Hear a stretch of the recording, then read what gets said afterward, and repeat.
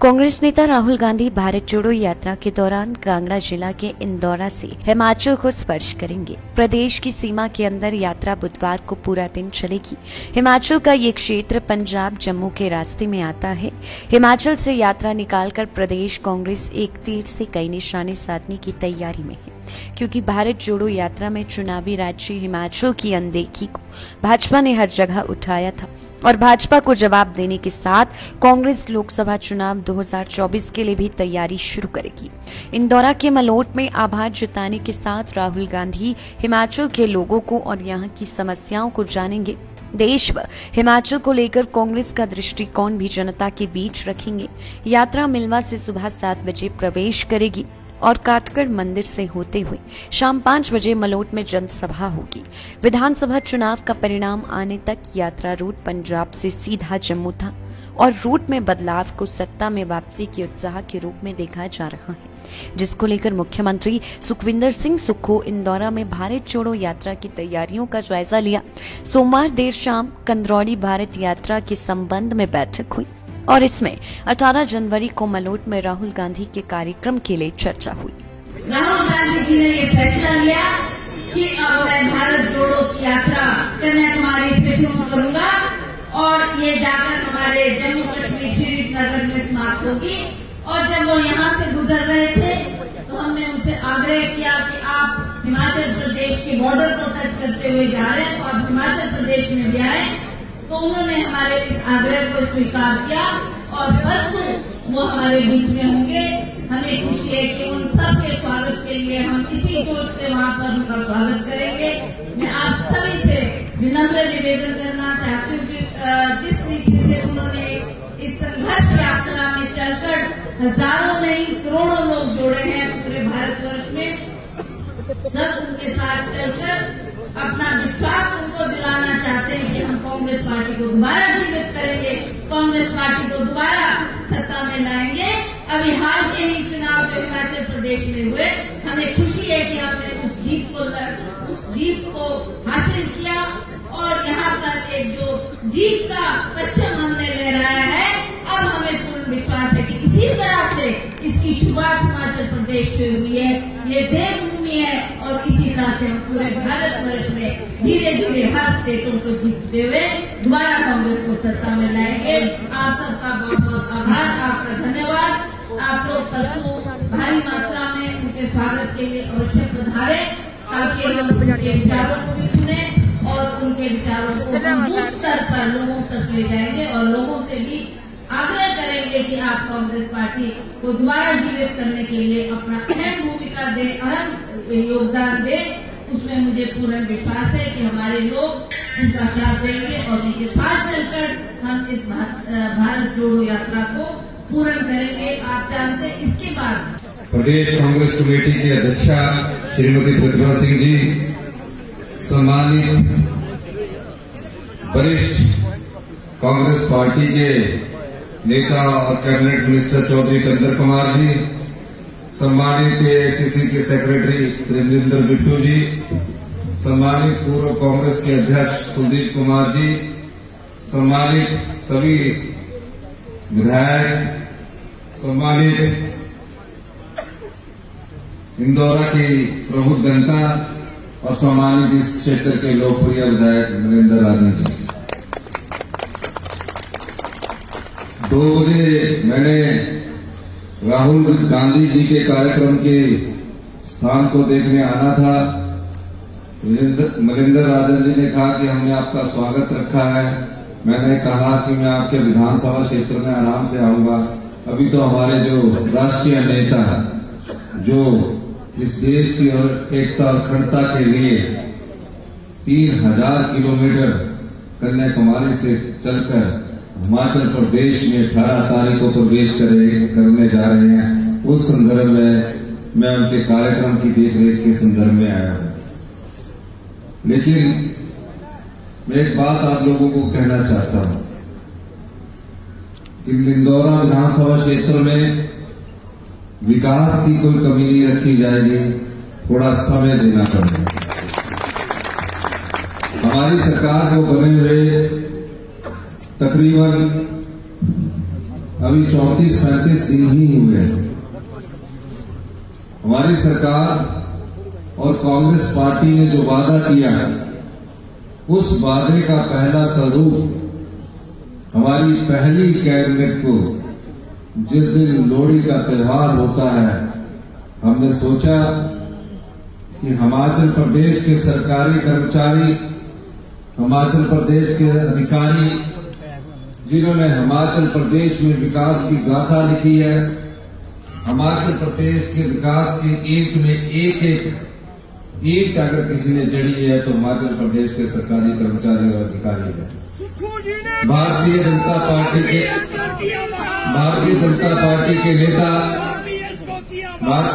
Party के नेता ये कहते आ रहे थे 1 महीने से कैबिनेट नहीं हो रही है। हमने कहा जब हमारी पूरी कैबिनेट होगी, अगले ही दिन पहली कैबिनेट में उन सरकारी कर्मचारी और अधिकारियों को हम सामाजिक सुरक्षा के रूप में पुरानी पेंशन देंगे। ये हमारा वादा है।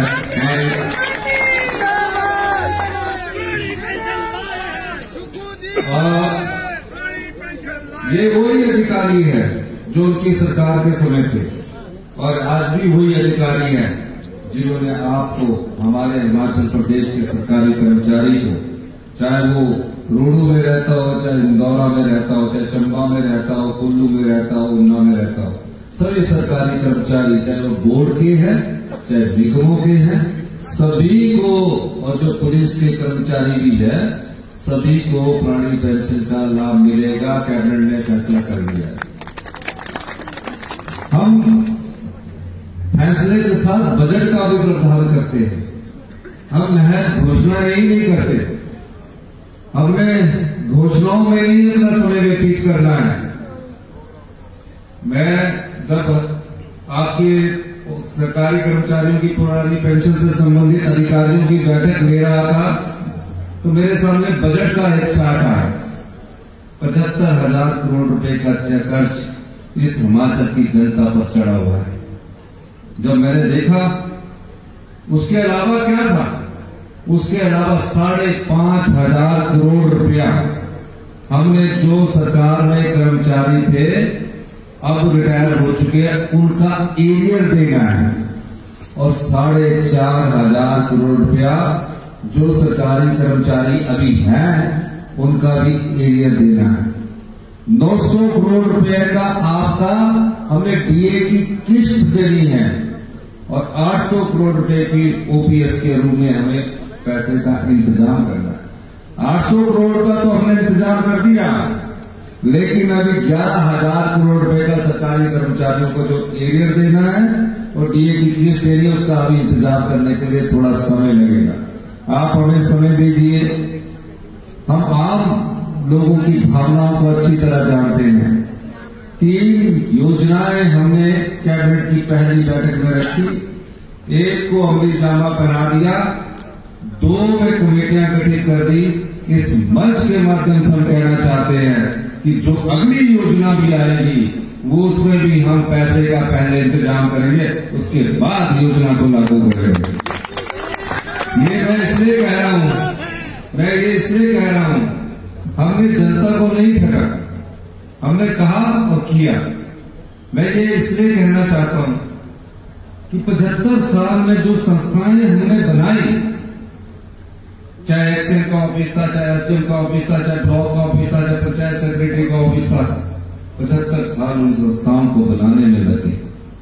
बड़ा दुख होता है जब मैं मुख्यमंत्री की कुर्सी पर बैठा और अगले ही दिन जब मैंने देखा कि इन संस्थाओं में भारतीय जनता पार्टी के नेताओं ने इतना भी गौर नहीं किया कि हिमाचल प्रदेश के लाखों युवाओं के भविष्य को अंधकार में डाल के रख दिया। 13 तारीख को हमने अपने पुलिस अधिकारियों की बैठक बुलाई और कहा कि 25 दिसंबर को एक कोऑर्डिनेट सिलेक्शन बोर्ड में एग्जाम होने वाला है। ये जो पेपर लीक के घोटाले के लोग हैं, ये पेपर लीक से 2 या 3 दिन पहले एक्टिव होंगे, पेपर बेचेंगे, और हमारा जाल काम कर गया और हमने पुलिस भर्ती नीति घोटाले का अभी तक पता नहीं लगा, पर हमने उसकी भी इंक्वायरी के ऑर्डर दे दिए हैं। हमने उन व्यक्तियों को पकड़ा जो योग्य उम्मीदवार न होकर भी पेपर खरीद करके नौकरियों में गए। हमने उसका भंडाफोड़ किया और कोऑर्डिनेट सिलेक्शन बोर्ड को सस्पेंड किया। ये क्यों किया? जो बच्चा पढ़ता है, यूथ पढ़ता है, उसका सपना होता है कि सरकार में रोजगार मिले। पढ़ने के बाद पेपर अच्छा हो, मेरिट में भी आता है, लेकिन उससे ज्यादा मेरिट ऐसे व्यक्ति की आ जाती है जिसको सिर्फ लिखना भी नहीं आता, सिर्फ उसने पेपर खरीदा होता है। इसकी इंक्वायरी चल रही है। मैं हिमाचल प्रदेश के युवाओं को ये वादा करना चाहता हूं, आने वाले समय में जो भी गलत होगा, जो भी दोषी होगा, उसको बख्शा नहीं जाएगा। और जो यूथ है उनके लिए हम एक रोजगार नीति लेकर आएंगे और आपको सरकार में जल्दी ही हम जो खाली पड़े पद है उसकी किस्त दर किस्त रोजगार की नौकरी के अवसर पैदा करेंगे। उसके लिए ट्रांसपेरेंट, पारदर्शिता वाली नीति लेकर आएंगे ताकि कोई किसी पर उंगली न उठा सके ये पेपर में धांधली हुई है। आज आपसे एक और वादा चाहते हैं, आपको हमको समय देना पड़ेगा, खासकर जो ओपीएस वाले हैं, आपको भी हमको समय देना पड़ेगा। आप हमारे साथ कंधे से कंधा मिलाकर चले गए। अब हमने किसानों के लिए करना है, युवाओं के लिए करना है, लेकिन उसके लिए थोड़ा वक्त चाहिए। जो प्रदेश 75,000 करोड़ का एक कर्जा हो और 11,000 करोड़ का सरकारी कर्मचारी और अधिकारियों की देनदारी हो, 86,000 करोड़, और जो ये 900 संस्थाएं खुली, 900 संस्थाएं खुली, अगर इनको हम चालू रखते तो 5,000 करोड़ रुपए का, 91,000 करोड़ रुपए का ये खर्चा होता और हमारा प्रदेश आर्थिक संकट की मार से जूझ रहा होता। हमको आपको पेंशन देने के लिए, पे देने के लिए 6-6 महीने तक पैसे नहीं होते। ऐसी विकट स्थिति इस सरकार ने हमारे सामने पैदा की है। हमें कड़े फैसले लेने पड़ेंगे, आपका साथ चाहिए। हम आपको वादा करते हैं, आप 3 साल बाद हिमाचल प्रदेश की जो अर्थव्यवस्था बिगड़ी है उसको पटरी पर लाएंगे और भविष्य में एक सुंदर हिमाचल प्रदेश का निर्माण करेंगे। ये मैं आपको कहना चाहता हूं। मेरा आज विधानसभा क्षेत्र का कोई भी कार्यक्रम अभी पिछले 30 दिन से नहीं बनाएंगे, तो एक कार्यक्रम नरेंद्र राजन जी का भाग्य है कि हमारे राष्ट्रीय नेता राहुल गांधी जी यहाँ की 20 किलोमीटर दायरे से चल रहे हैं और हमारे साथी युवा कांग्रेस के मनमोहन कुटोच भी इसी क्षेत्र से है, विशाल पंजाब जी हमारे वाइस चेयरमैन भी इसी क्षेत्र से है, करण मार्टू जी भी यूथ कांग्रेस के मेरे साथ काम किया इसी क्षेत्र से। हम सब लोग एक ही क्षेत्र से और पीछे हमारे संगठन के सभी कार्यकर्ता एक ही क्षेत्र से है। हम सब लोग 18 तारीख को उनके स्वागत के लिए होंगे। हम चाहेंगे कि ओपीएस की भी एक इंटरेक्शन राहुल गांधी जी से हो, जो लंच का टाइम होता है उसमें मैं आपकी कोशिश। लाइफ टाइम्स टीवी के लिए भद्रोआ से मुकेश सरमाल की रिपोर्ट।